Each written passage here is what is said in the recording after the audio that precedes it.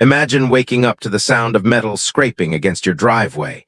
You look out the window, and your $90,000 future is being hauled away into the gray morning mist. Standing there, watching it happen with a smile that doesn't reach her eyes, is the woman who owns your soul. Welcome to Willow Creek. Elias Thorne was a man of precision. He liked his coffee at 175 degrees, his lawn trimmed to exactly 2 inches, and his life free of unnecessary friction. That was the dream, anyway.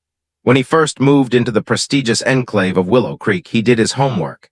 He knew the reputation of homeowner associations. He knew they could be the iron fist in a velvet glove, but the reviews for this particular board were glowing. Efficient, fair, invisible. For 5 years, Elias was the model citizen. He followed every line of the dense, leather-bound covenant he received upon move-in. He never parked on the grass. He never left his trash bins out past sunset. He was a ghost in a neighborhood of statues. But statues can be toppled. The shift happened 6 months ago. The old board, a group of retirees who mostly cared about the communal pool's pH levels, reached the end of their term. In the vacuum of power stepped a woman named Beatrice Vane. Beatrice didn't just walk the neighborhood, she patrolled it. She lived 3 streets over in a colonial-style mansion that looked down on the rest of the development like a gargoyle.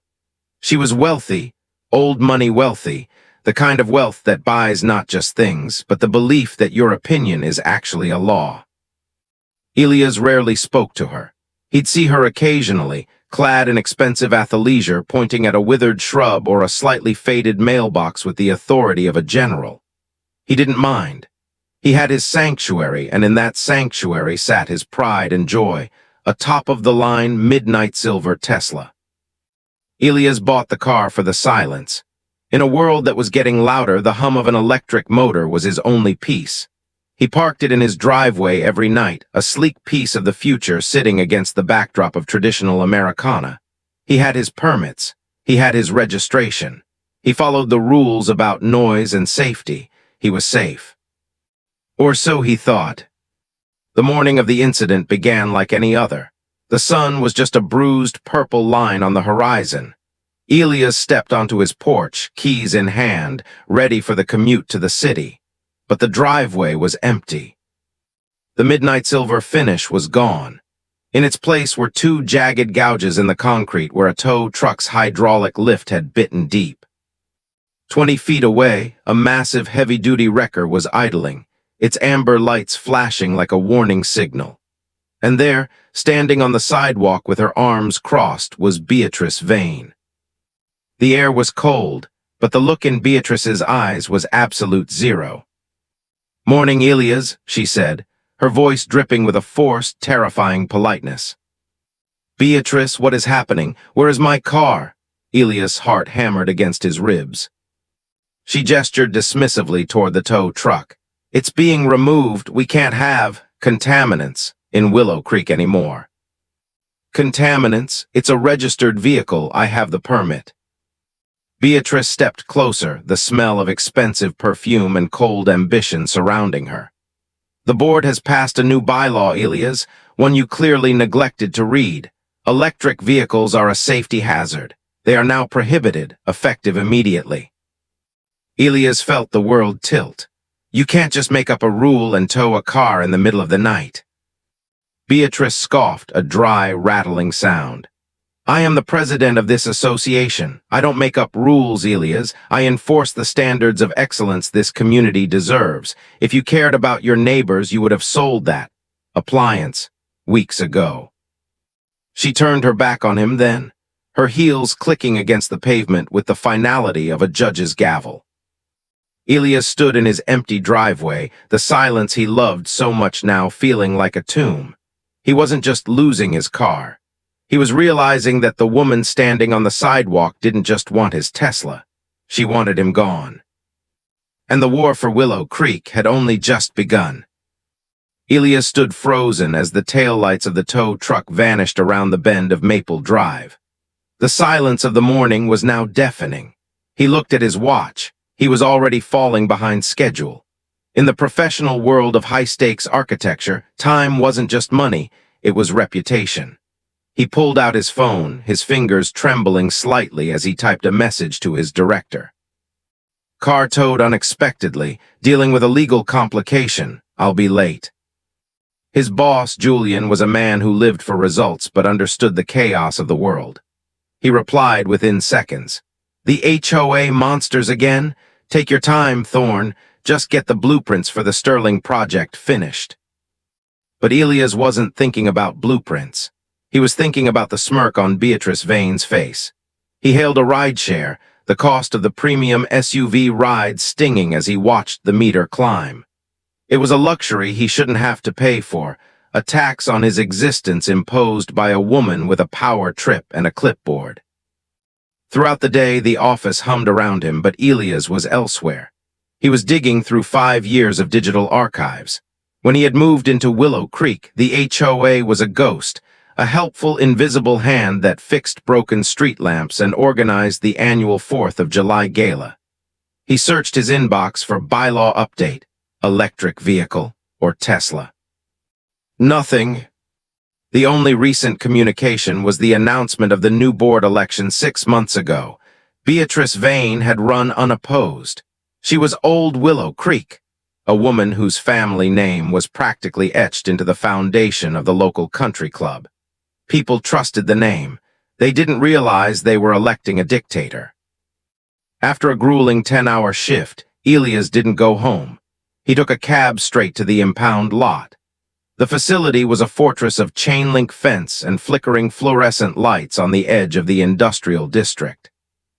The clerk behind the glass, a man named Miller who looked like he'd seen every flavor of human misery, slid a clipboard toward him. Release fee is $400, Miller said, not looking up. On what grounds? Elias snapped, his voice echoing in the small waiting room. My car was in my private driveway, it's registered, it's legal. Miller finally looked up, a flicker of sympathy in his tired eyes. Look, man, I just worked the desk. The order came from your HOA President, Beatrice Vane. She cited Section 4, Paragraph 12, hazardous materials and unstable power units, said those batteries are a fire risk to the whole block. That's a lie, Elias whispered.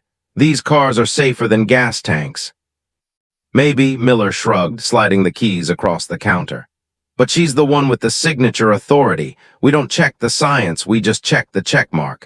She paid the dispatch fee out of the HOA's emergency fund. You want your car? Pay the fine. Elias swiped his card, the plastic clicking against the glass like a bone breaking. Driving home in the near-silent Tesla, the hum of the motor felt different. It felt like a target. As he turned onto his street, he saw Beatrice's shadow silhouetted in her upstairs window. She was watching. The next morning, the escalation began.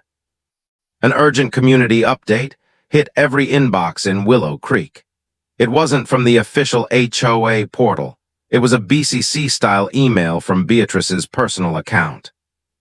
Dear neighbors, it read, to preserve the safety and aesthetic integrity of our historic community, the board has moved to phase out all high-capacity lithium-ion transport. These units pose a significant spontaneous combustion risk. Effective immediately, any such vehicle found on property after a 30-day grace period will face a $500 daily fine. We thank you for your cooperation in keeping Willow Creek pure. Elias read the words twice, keeping Willow Creek pure. Most of his neighbors were older, retirees who drove massive, gas-guzzling luxury sedans and felt a deep, programmed distrust of anything that required a charging cable. He was the outlier, the only electric car on the block. This wasn't a policy, this was a siege. He looked out his front window and saw a white envelope stuck to his door. He opened it to find a formal notice, signed by Beatrice. 30 days to comply, 30 days to sell your car, or we will fine you until your home equity bleeds dry. Elias felt a cold, sharp clarity wash over him. Beatrice thought he was a tech bro who would crumble under the weight of her social standing. She thought he was weak because he chose silence over noise. He sat at his computer, the glow of the screen reflecting in his eyes. He didn't look for car listings. He looked for the HOA's master charter.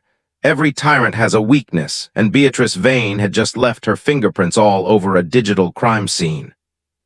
Elias sat in the dark of his home office, the only light coming from the twin monitors that illuminated his face in a pale, ghostly blue. The 30-day countdown was a ticking clock in the back of his mind.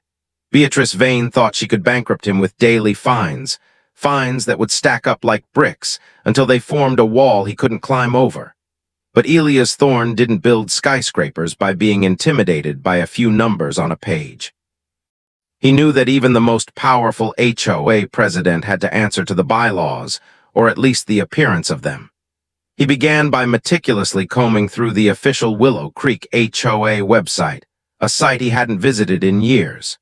It was a relic of the early 2000s, but it had been recently updated with a glossy new About Us page. As he scrolled through the text, a specific section caught his eye. The header read, "Willow Creek, a legacy of green living." Beneath it, the board, presumably the old one, had laid out a vision for an eco-friendly community, citing green initiatives and sustainable infrastructure as the core values of the neighborhood. The hypocrisy was a bitter taste in his mouth. How could a board that publicly championed environmental progress simultaneously ban the most advanced green vehicle on the market? "This isn't an HOA policy," Elias whispered to the empty room. "This is a Beatrice policy." He needed to understand the why. People like Beatrice didn't act out of logic. They acted out of a specific, twisted brand of passion. He opened a private browser and searched for her name. It didn't take long to find her public Facebook profile. What he found was a goldmine of unfiltered vitriol. Beatrice Vane wasn't just a skeptic, she was a radical. Her feed was a relentless stream of shared articles with sensationalist headlines. She viewed climate change as a global conspiracy, a hoax designed to strip people of their traditional American freedoms. But it went deeper than politics. He found a post from 3 months ago, a photo of a Tesla parked at a grocery store. Her caption read, "Another silent predator in the parking lot. These things look like melted bars of soap and sound like a dying refrigerator. They're an eyesore to our beautiful country. We must protect our aesthetics from this electric plague." Elias leaned back, a cold smile spreading across his face.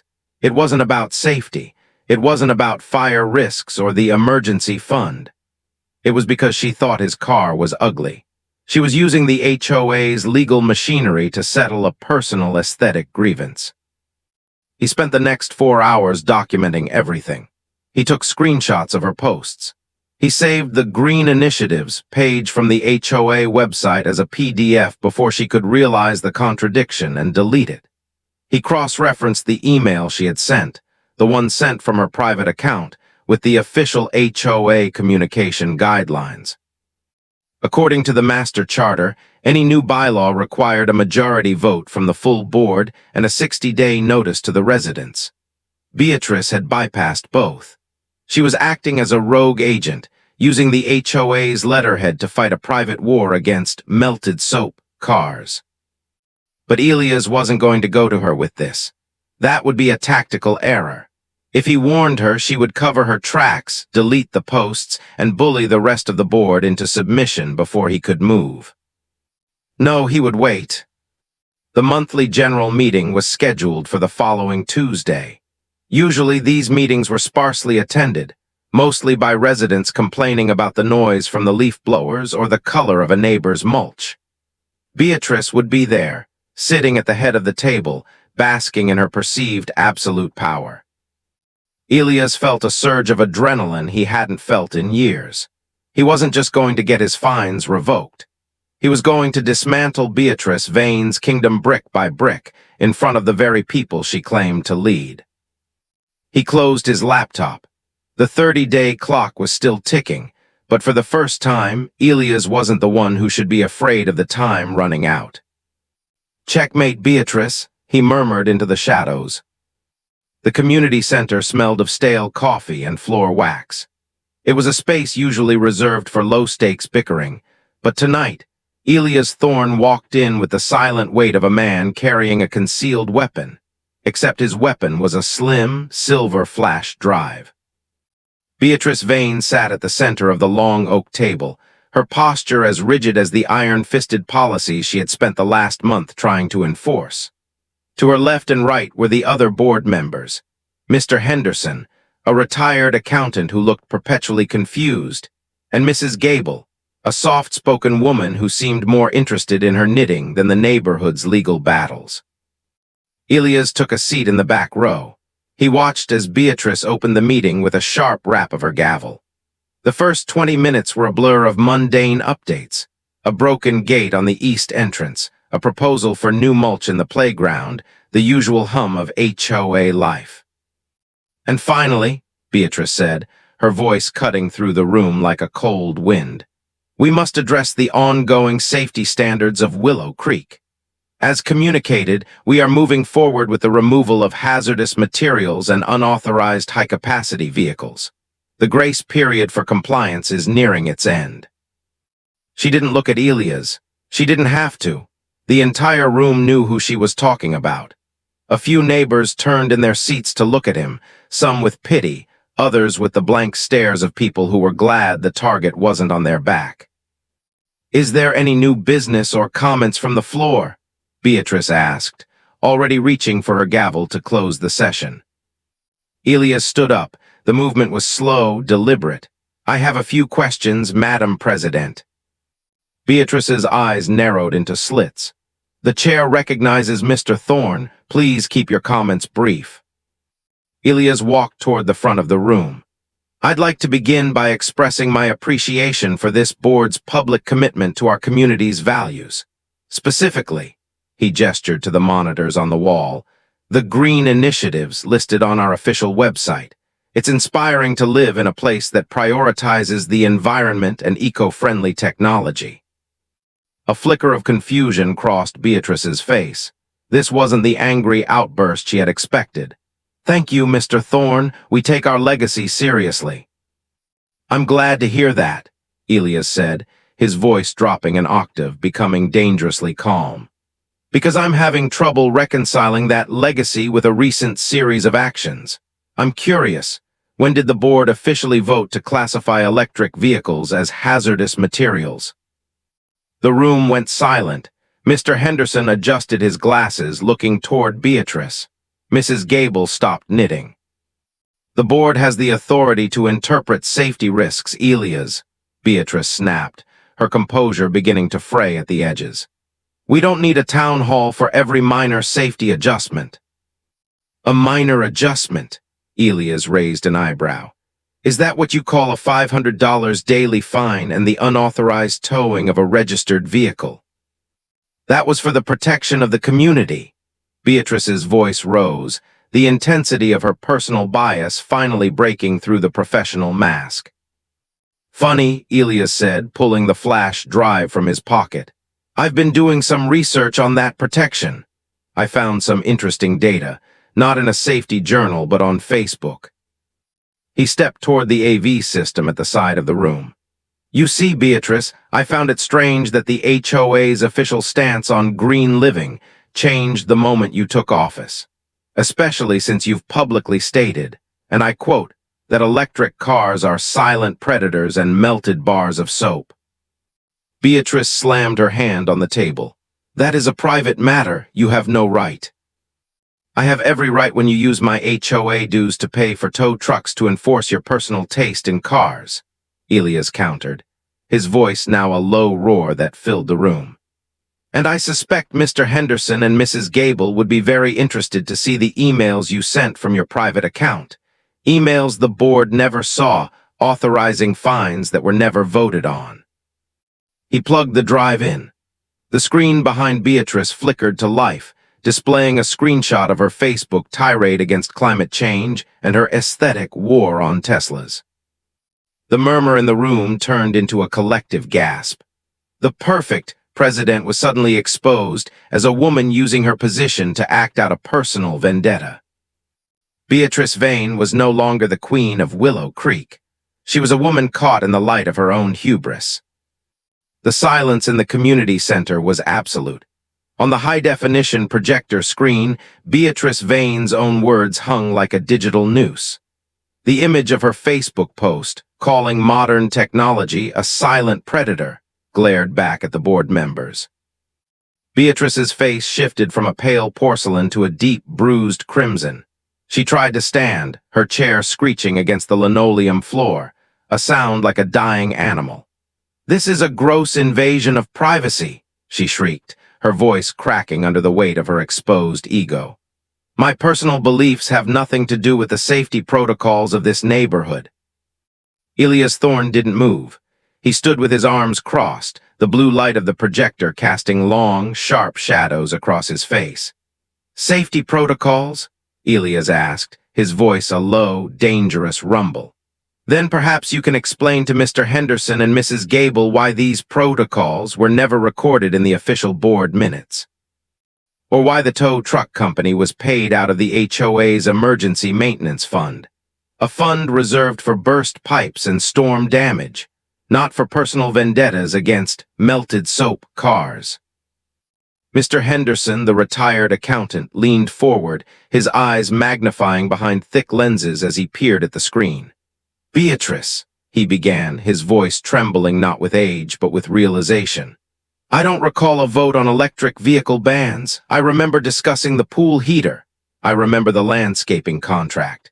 But I never signed off on a $500 daily fine."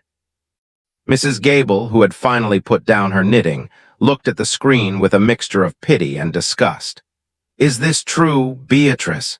Did you send these emails from your private account to avoid our oversight?" Beatrice looked around the room. She was a cornered predator looking for a gap in the fence.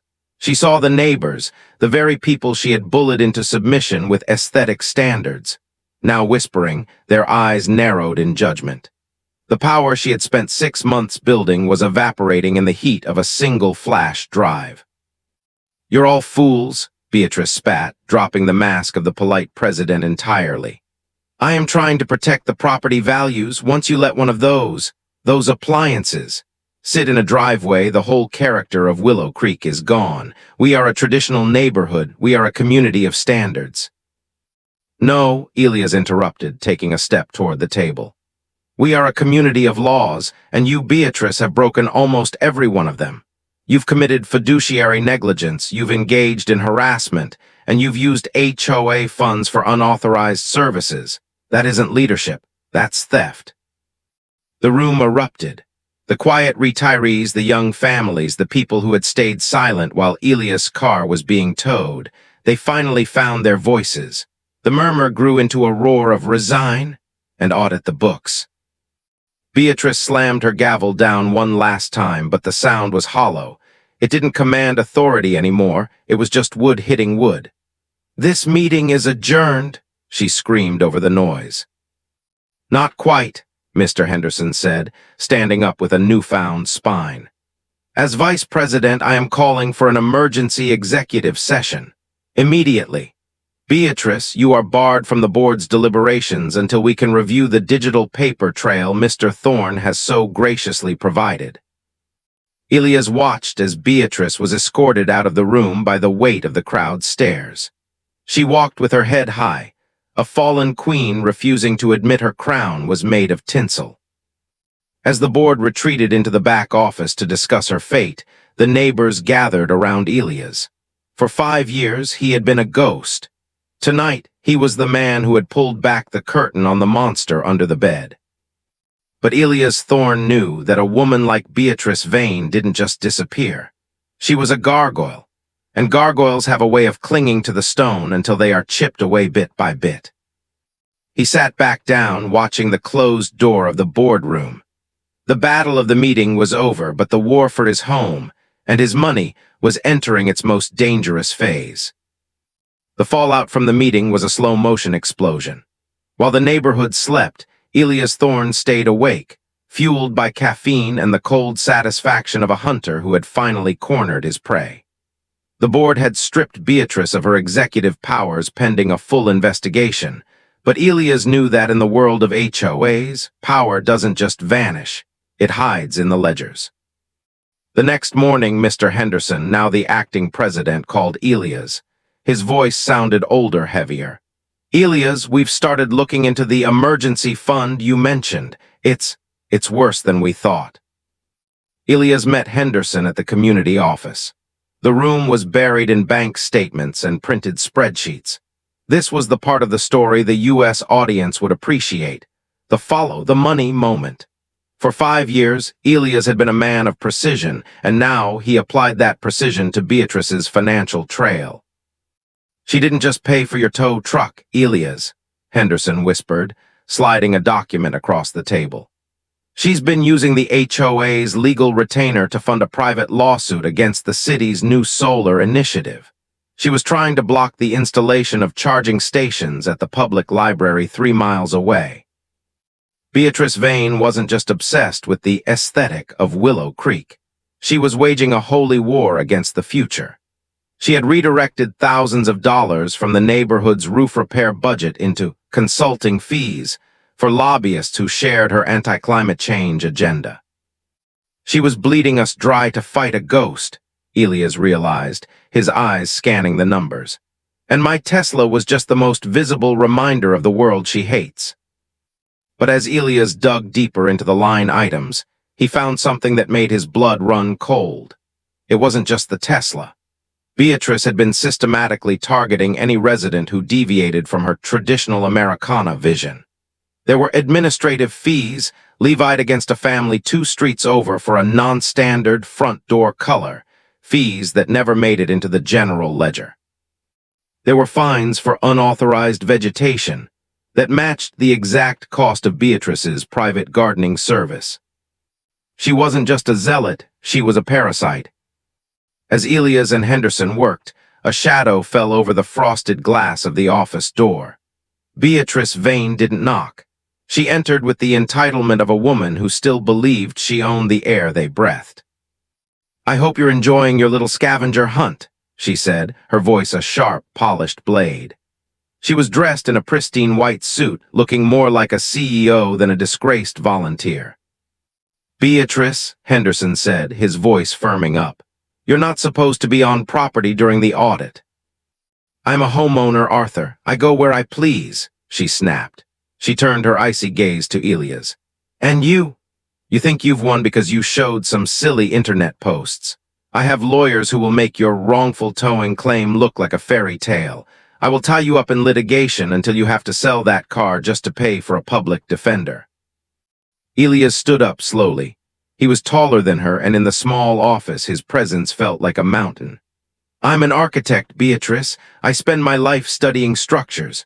I know when a foundation is solid, and I know when it's riddled with rot." He tapped the spreadsheet. "This rot goes deep. You didn't just tow my car, you embezzled from your neighbors to fund a personal political crusade. That's not a board dispute anymore, that's a felony." Beatrice's composure flickered, a momentary glitch in the mask. "You have no proof of intent." "I have your private emails, Beatrice," Elias said, his voice dropping to a low, suspenseful whisper. "The ones you thought were deleted. The ones where you told the towing company to make an example of me because people like me are eroding the soul of the country." The room went silent. The ticking of the wall clock seemed to grow louder. Beatrice looked at the paper, then at Elias, and for the first time she didn't see a tech bro she could bully. She saw the man who was going to take everything from her. "Enjoy the silence, Beatrice," Elias said, "because soon the only thing you'll be hearing is the sound of your own consequences." Elias Thorne knew that when you strip a predator of its status, it doesn't just crawl away and die. It lashes out. Beatrice Vane had been the queen of Willow Creek for 6 months, and she wasn't about to let a tech-obsessed upstart like Elias dismantle her legacy without a fight. The audit was closing in. Mr. Henderson and the legal team were uncovering a web of financial deceit that went far beyond a towed Tesla.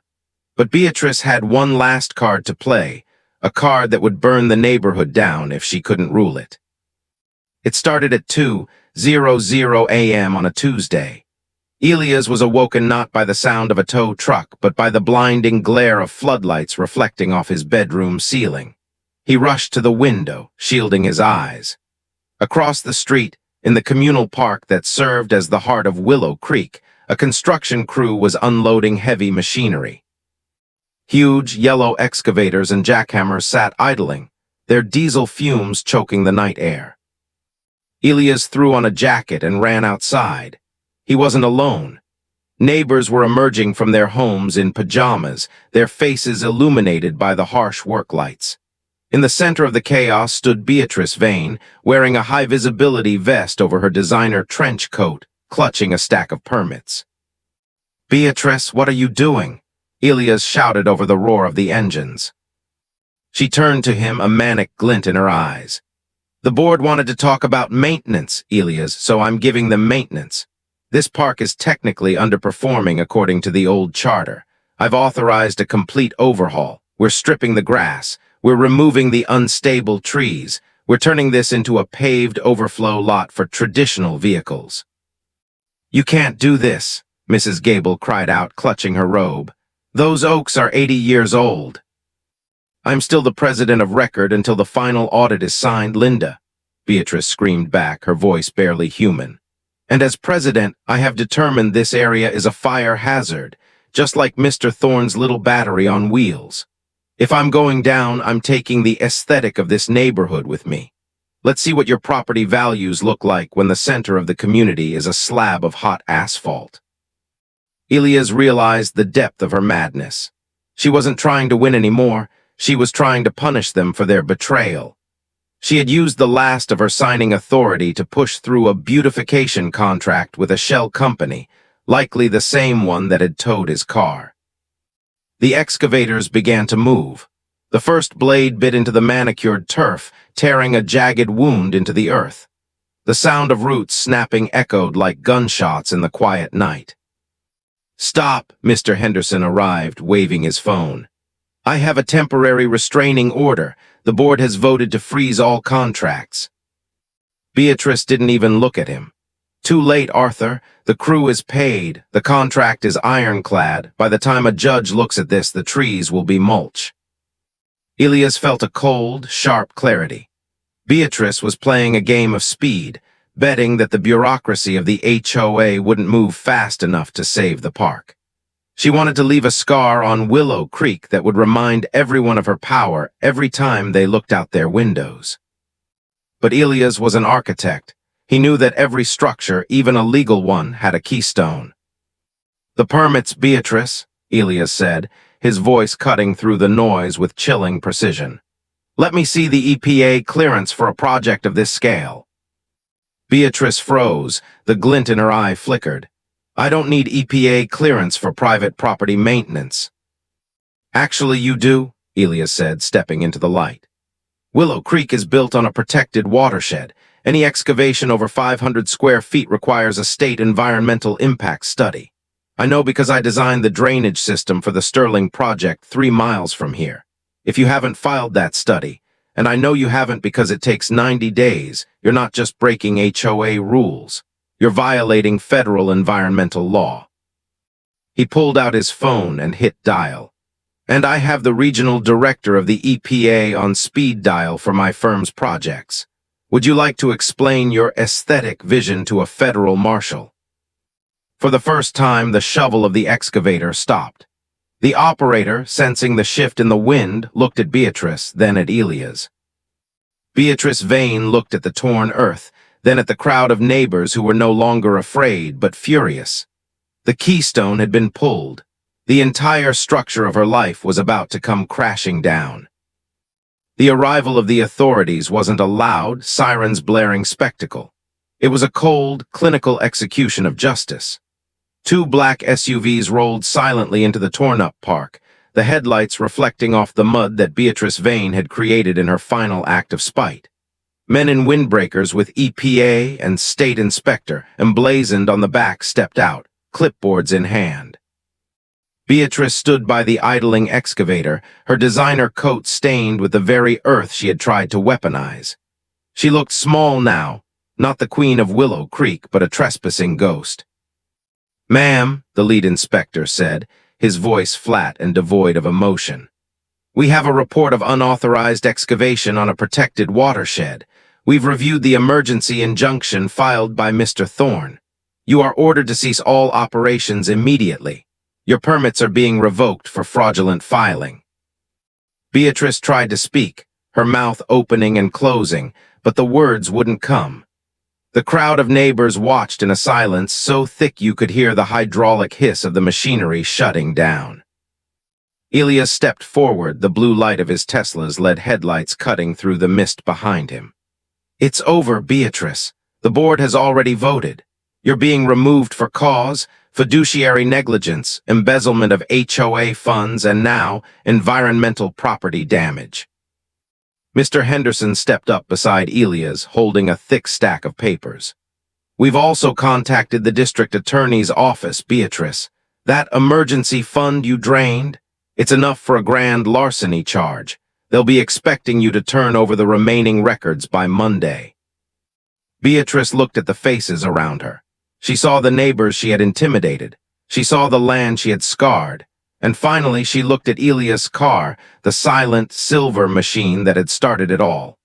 Her face contorted into a mask of pure, unadulterated hatred. "You think you've won?" she hissed, her voice a ragged whisper. "You've destroyed the order of this place. You've let the future in, and it will swallow you whole." "No, Beatrice," Elias replied, his voice calm and steady. "I just brought the light in, and you can't survive in the light." As the inspectors began tape off the park as a crime scene, Beatrice Vane walked away. She didn't have a car. The board had frozen her access to the community vehicles, and she disappeared into the darkness of the street she once claimed to own. Within a month, her mansion was on the market.